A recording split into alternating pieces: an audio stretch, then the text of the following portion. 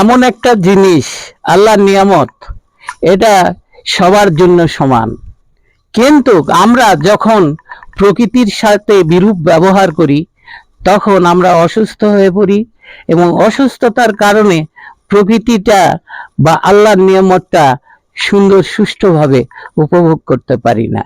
অতিরিক্ত বৃষ্টি, ভেজলে জ্বর হতে পারে, অতিরিক্ত রোদের মধ্যে ঘুরলে অসুস্থ হতে পারি, অতিরিক্ত যে কোনো নিয়ামতকে উপভোগ করতে গেলে আমরা অসুস্থ হয়ে যেতে পারি। তাই শরীরে যা সয়, যা সহ্য করতে পারে, এই সহনশীলতার মধ্যেই এই প্রকৃতি এবং আল্লাহর নিয়ামতকে আমরা শ্রদ্ধা করব এবং সুন্দর করে উপভোগ করবার চেষ্টা করব।